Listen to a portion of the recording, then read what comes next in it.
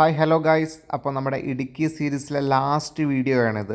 Top സ്റ്റേഷനിൽ നിന്ന് നമ്മളിനി പോകുന്നത് വട്ടവടയിലേക്കാണ്. KSRTC ബസ്സിൽ വട്ടവടയിലേക്കൊരു യാത്ര. അതിമനോഹരമായൊരു യാത്രയാണ്. ഇടയ്ക്കിടയ്ക്ക് ഇടിച്ചു കയറി വരുന്ന കോടകളെയൊക്കെ വകഞ്ഞു മാറ്റി KSRTC ബസ് ഇങ്ങനെ മുമ്പോട്ട് പോകുമ്പോൾ കാണാൻ പറ്റുന്ന ഓരോ കാഴ്ചകളും അതിമനോഹരമാണ്. അധികം പൈസ ഒത്തിരി ദിവസങ്ങളൊന്നും വേണ്ട നമുക്ക് ഈ മനോഹരമായ കാഴ്ചകളൊക്കെ ആസ്വദിക്കുന്നതിന്. യാത്ര പോകണം, ഒരുപാട് സ്ഥലങ്ങൾ കാണാൻ എന്ന ആഗ്രഹങ്ങൾ മാത്രം മതി. കോട്ടയത്തു നിന്നും എറണാകുളത്തു നിന്നും എല്ലാം KSRTC ബസ്സുകൾ ധാരാളമുണ്ട്. ഇടുക്കിയിലേക്കും ടോപ്പ് സ്റ്റേഷനിലേക്കും വട്ടവടയിലേക്കും എല്ലാം ചെറിയ പൈസയ്ക്ക് നമുക്കിവിടെ എല്ലാം പോയി ആസ്വദിച്ച് വരാം. ടോപ്പ് സ്റ്റേഷനിൽ ഞങ്ങൾ നിന്ന ക്യാമ്പിൻ്റെ ഡീറ്റെയിൽസ് ഞാൻ കൊടുത്തേക്കാം. നിങ്ങൾക്ക് ആർക്കെങ്കിലും ആവശ്യമുണ്ടെങ്കിൽ അവരെ കോൺടാക്റ്റ് ചെയ്താൽ മതി. വളരെ കുറഞ്ഞ ചിലവിൽ നല്ലൊരു ആംബിയൻസ് സ്റ്റേ ആണ് ഇവർ ഒരുക്കുന്നത്. ഒടുവിൽ നമ്മൾ വട്ടവടയിലെത്തി. ഹരിതസാന്ദ്രമായ ഭൂപ്രകൃതിയാണ് വട്ടവട ഇത്ര അടിപൊളിയാക്കുന്നത്. കൂടാതെ ഇവിടുത്തെ പഴം പച്ചക്കറി തോട്ടങ്ങളും. സമുദ്രനിരപ്പിൽ നിന്നും 6000 അടി ഉയരത്തിലാണ് വട്ടവട സ്ഥിതി ചെയ്യുന്നത്. വർഷം മുഴുവൻ ഇവിടെ അടിപൊളി കാലാവസ്ഥയാണ്. കൂടാതെ നമുക്ക് വട്ടവടയിൽ നിന്നും കൊടൈക്കനാൽ, ടോപ്പ് സ്റ്റേഷൻ, മാട്ടുപ്പെട്ടി, കാന്തല്ലൂർ, മീശപ്പുലിമല തുടങ്ങിയ സ്ഥലങ്ങളെല്ലാം വേഗം എത്തിപ്പെടാൻ പറ്റുന്നിടത്താണ്. നേരത്തെ പ്ലാൻ ചെയ്ത ട്രിപ്പ് അല്ലാത്തതിനാൽ വട്ടവടയിൽ അങ്ങനെ ചിലവാക്കാൻ അധിക തുകയൊന്നുമില്ല. അതുകൊണ്ട് നടന്നു പോയി കാണാൻ പറ്റുന്ന കാഴ്ചകളെല്ലാം കണ്ട് ആസ്വദിക്കാമെന്നാണ് ഞങ്ങൾ തീരുമാനിച്ചിരിക്കുന്നത്. അപ്പോഴാണ് നമ്മൾ ഈ ചേട്ടനെ കാണുന്നതും പരിചയപ്പെടുന്നതും. ചെയ്യുന്നുണ്ട്. മാറി മാറി കൃഷി ചെയ്യും. വർഷത്തില് 4 ട്രിപ്പ് കൃഷി ചെയ്യും. എന്തൊക്കെയായിരിക്കും?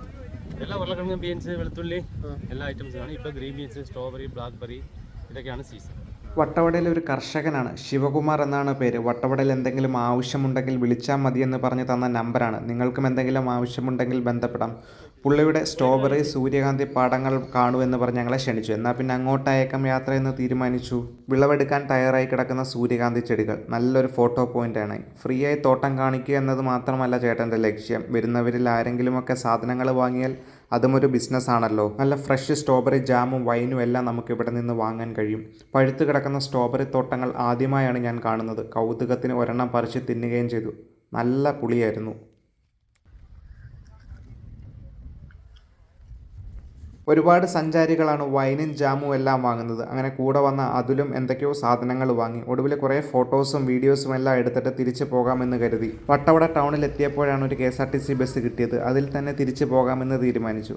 അതിനിടയിലാണ് ടോപ്പ് സ്റ്റേഷനിൽ ഒന്നുകൂടി ഇറങ്ങാമെന്നൊരാഗ്രഹം. അതൊരു വല്ലാത്ത ആഗ്രഹമാണെന്ന് പിന്നീടാണ് മനസ്സിലായത്. വട്ടവടയിൽ ഇനിയും ഒരുപാട് സ്ഥലങ്ങളുണ്ട് കാണാൻ. പഴത്തോട്ടം, മാട്ടുപ്പെട്ടി ഡാം, പാമ്പാടൻ ചോല, ചിലന്തിയാർ വെള്ളച്ചാട്ടം തുടങ്ങി ഒരുപാട് സ്ഥലങ്ങളുണ്ട്. സ്വന്തമായി വണ്ടിയോ അല്ലെങ്കിൽ റെൻറ്റ് ജീപ്പോ എടുത്ത് വരുന്നവർക്ക് ഇതെല്ലാം കണ്ടു ആസ്വദിച്ച് മടങ്ങാം.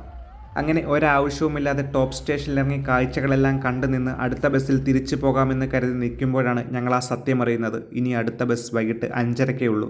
ഇപ്പോൾ സമയം ഉച്ചയ്ക്ക് 1:30. ഇനിയുള്ള 3 മണിക്കൂർ എങ്ങനെ തള്ളി നിൽക്കും? 1.5 മണിക്കൂർ ആരുടെത്തേക്കോ ലിഫ്റ്റ് ചോദിച്ചു. ഞങ്ങളുടെ ഐശ്വര്യം എന്ന് പറയട്ടെ, ആരും നിർത്തിയില്ല. ഒടുവിൽ ദേവദൂതനെ പോലെ ഈ ചേട്ടൻ ഞങ്ങളുടെ മുമ്പിൽ നിർത്തി. ആവശ്യമറിയിച്ചു. കയറി പോരാൻ പറഞ്ഞു. ഓസിന് വണ്ടി കിട്ടിയല്ലോ എന്ന സന്തോഷത്തിൽ ജീപ്പിൽ 4 പേരും വലിഞ്ഞു കയറി. ഒടുവിൽ മൂന്നാർ എത്തിയപ്പോഴാണ് ഞങ്ങൾ ശരിക്കും ഞെട്ടിയത്. ആളൊന്നിന് 200 രൂപ വെച്ച് 800 രൂപ ചേട്ടൻ ചോദിച്ചു. ഒടുവിൽ 500 രൂപയ്ക്ക് സംഭവം ഉറപ്പിച്ച് പൈസ കൊടുത്തു. ഞങ്ങൾ ടോപ്പ് സ്റ്റേഷനോടും വട്ടവടയോടും യാത്ര പറഞ്ഞു.